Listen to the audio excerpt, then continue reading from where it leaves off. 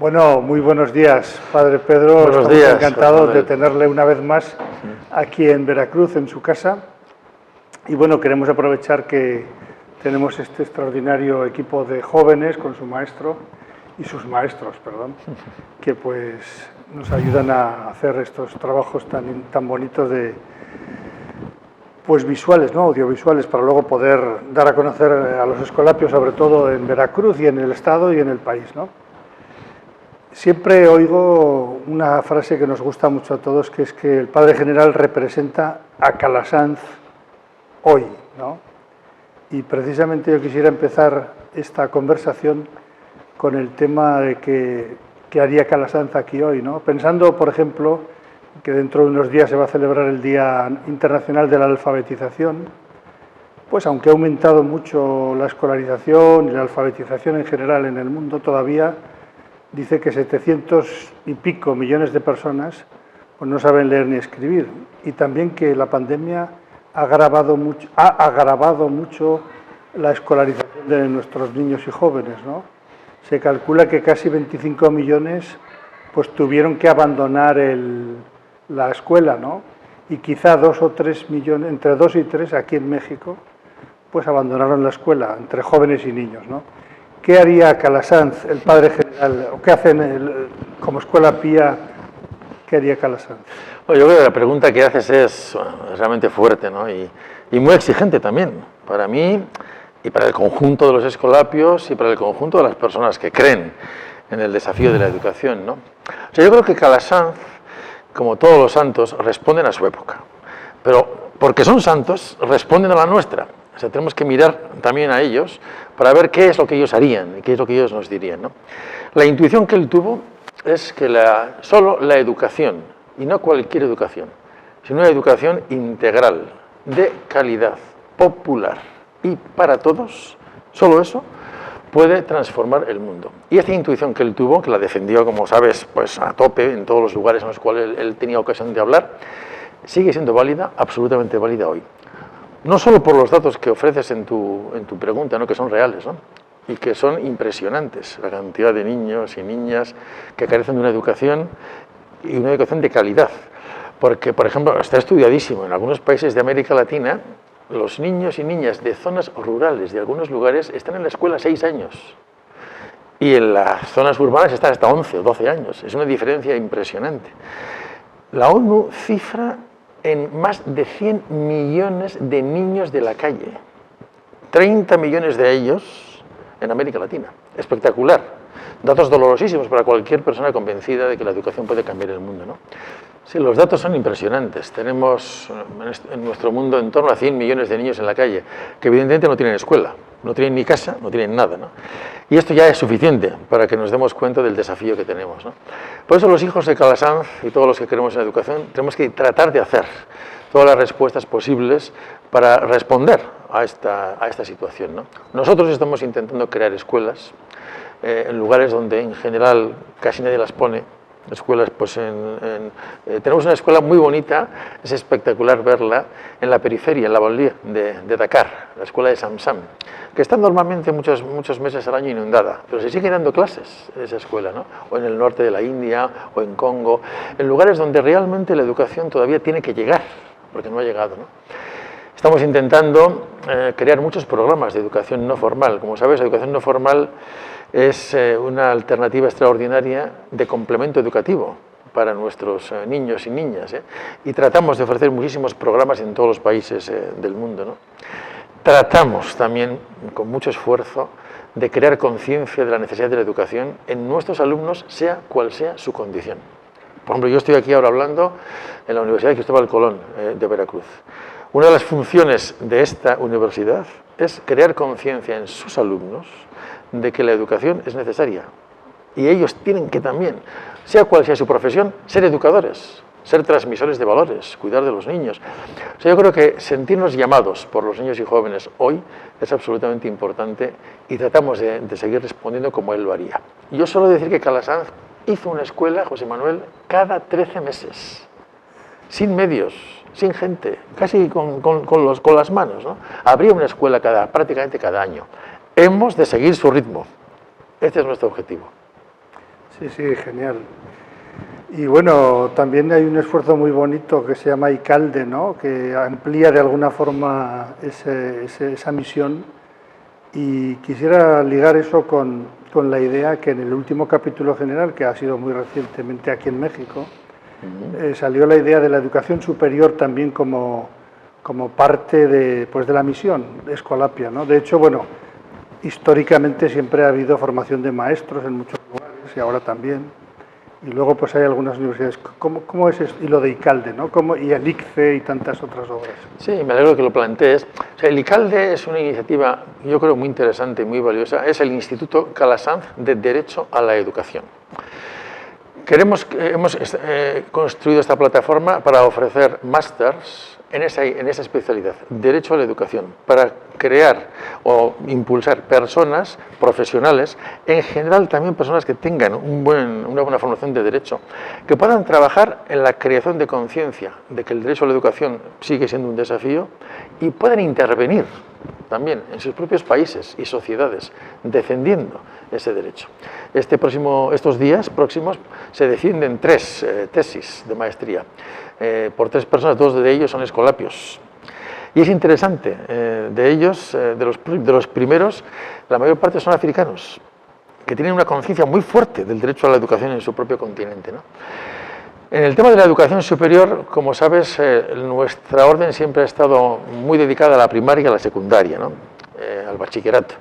Tenemos esta universidad, tenemos una muy bonita en Budapest, Hungría, tenemos el ICFE en Nazaret, en Bogotá, el ICFE en Madrid, el ICALDE que has citado, escuelas de formación de maestros, y este último capítulo general planteó el desafío de reflexionar sobre nuestro papel en la educación superior, y queremos entrar en esa reflexión. Yo suelo contar, y me gusta contarlo aquí en Veracruz, porque él es una persona muy amada aquí, el padre José Unanua, le recordarás bien, y quizá mucha gente que nos escuche le recuerde con cariño en Veracruz, ¿no? Unos días antes de fallecer, me llamó para darme ideas para la orden. Él sabía que se iba, pero seguía soñando con la orden, ¿no? Y me dijo: Pedro, tienes que impulsar la educación superior en las escuelas pías. A los 5 días falleció, pero él ofreció, digamos, su testamento, ¿no? Creo que estamos delante de un desafío muy bonito y lo queremos trabajar a fondo. Vamos a crear un equipo que durante un par de años conozca, reflexione, estudie el tema y pueda ofrecer alternativas para que en diversas provincias podamos impulsar el tema de la educación superior, no solo en la formación de profesores, que ya lo hacemos, sino en otras áreas. En los últimos años la Iglesia ha apostado muy fuerte por la educación, ¿no? Y el mismo Papa Francisco, desde luego, pues, ha tenido iniciativas extraordinarias. Pero además, el Padre General de los Padres Escolapios es el encargado, el responsable de la Comisión de Educación de la Unión de Superiores Generales, ¿no? Y también el Papa Francisco ya ha renovado que sea consultor, ¿verdad?, de la Congregación de la Educación. Desde esa atalaya, ¿no?, desde ese faro que es el Vaticano y todas las iniciativas del Papa en este ámbito, ¿qué podría decirnos?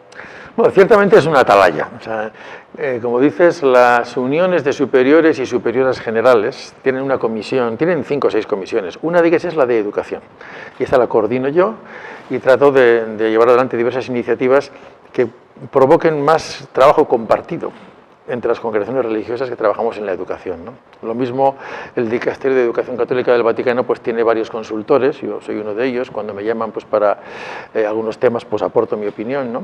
Lo que estoy viendo es que en la Iglesia y el Papa Francisco está dando un fuerte impulso al papel de la educación para la transformación del mundo. Yo creo que él está dando un mensaje muy nítido, que es el mensaje de Calasanz. Solo la educación puede transformar el mundo. Y todas las iniciativas que él está proponiendo en todo lo que llamamos la reconstrucción del Pacto Educativo Global van en esa dirección. Y nosotros estamos trabajando en lo que nos corresponde en esa iniciativa. La intuición de fondo es: solo la educación cambiará el mundo, y el dinamismo es la red. La idea es que ninguna escuela, ninguna congregación, ninguna institución trabaje sola, sino que seamos capaces de crear redes para impulsar la educación en lo local, en lo nacional, en lo continental, en lo eclesial, y no solo entre instancias católicas. Eso es muy interesante. El Papa está promoviendo redes también interreligiosas y con la sociedad civil. en el fondo con todos los que creen en ese principio básico de Calasanz. Solo la educación puede cambiar el mundo. Por ejemplo, estoy ahora trabajando el último encuentro que el Papa hizo con todos los líderes religiosos de las diversas confesiones, no solo cristianas, sino de cualquier otra religión. Y la pregunta que les hizo es, ¿qué planteamiento educativo tienen ustedes desde el punto de vista del cambio del mundo? Es interesante leer lo que dicen los budistas, los musulmanes. Estamos en una nueva etapa. La educación se ha puesto en el centro, gracias a Dios, y esto nos tiene que comprometer mucho. No, claro, desde luego, extraordinario. Y la Escuela Pía pues tiene un papel muy importante y además tenemos la suerte de que el Padre General pues participe en esos extraordinariamente importantes foros, ¿no? Fíjate, José Manuel, yo incluso soy de los que piensan que la idea del Pacto Educativo Global es de Calasanz. Y lo tengo muy claro, porque él habló con muchas instituciones, congregaciones, personas, para pedirles que impulsaran lo educativo. Y no consiguió lo educativo para todos, sobre todo para los más pobres. Pero no lo consiguió. Y entonces tomó la decisión de impulsarlo él.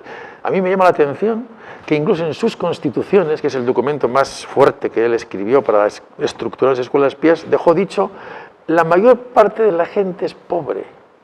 Tenemos que trabajar por ellos. Y lo dejó escrito a ese nivel de importante documento, ¿no? Yo creo que la idea del pacto global es muy calasancia y tenemos que comprometernos a fondo. De hecho, nuestro equipo general de ministerio va a participar en un seminario online que tengo que coordinar yo, que es el próximo mes, en el que trataremos de decir dónde está en este momento el esfuerzo por el pacto educativo global y cuáles son las nuevas pistas que tenemos que impulsar, ¿no? Es un momento desafiante, muy bonito. No, extraordinario.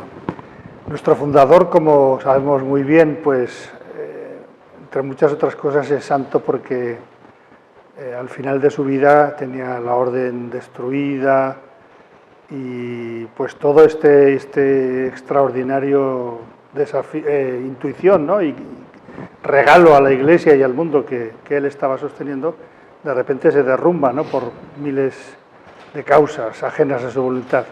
Pero él, en lugar de derrumbarse y abandonar la idea, ¿qué es lo que hizo? Él tenía ya 88 años, murió a los 90, 2 años antes de su muerte, como sabes, pues la orden fue cerrada. Digamos que muchos historiadores dicen que el sistema se defendió contra la institución que lo quería cambiar, que eran las escuelas pías, ¿no? Y el Papa cerró la orden, no podían recibir más jóvenes para la formación, bueno. Entonces él era el superior, él tenía que informar a sus escolapios, que entonces eran 500, de lo que había pasado. Entonces mandó una carta que la conservamos en Roma, bueno, conservamos 6.000 cartas, pero esta es un tesoro. Él dice, bueno, pues quiero informaros de que el Papa ha decidido clausurar las escuelas pías, ya no podemos seguir recibiendo jóvenes para ser escolapios, les comunica la noticia. Punto.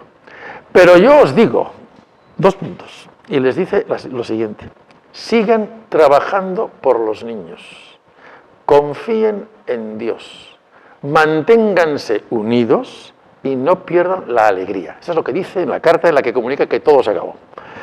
¿Y qué ocurrió? Que le obedecieron. Es espectacular. O sea, le obedecieron. Siguieron trabajando los que estaban en la orden por los niños, siguieron unidos, siguieron alegres, siguieron confiando en Dios. Y a los 15 años, otro papa, pues devolvió a la vida a las escuelas pías hasta hoy. ¿Por qué estamos aquí 4 siglos después? Yo lo tengo muy claro. Porque su mensaje conecta directamente con nuestro corazón y lo obedecemos cada día. Trabajamos por los niños y jóvenes, en comunidad, confiando en Dios y con una felicidad interior extraordinaria, la felicidad de aquel que sabe que hace aquello que siente que debe hacer y que se siente llamado a hacerlo, ¿no? Entonces, esa orden del fundador sigue siendo vigente.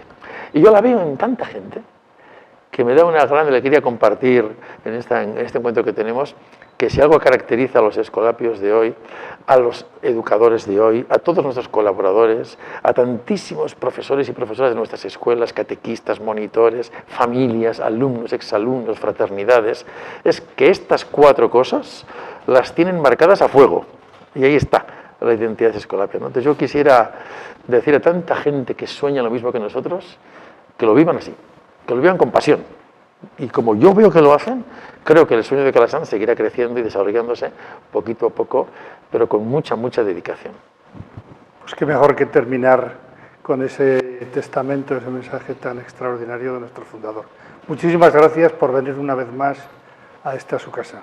Gracias, José Manuel, y mucho ánimo en tu trabajo y también a toda la universidad. Gracias y adelante.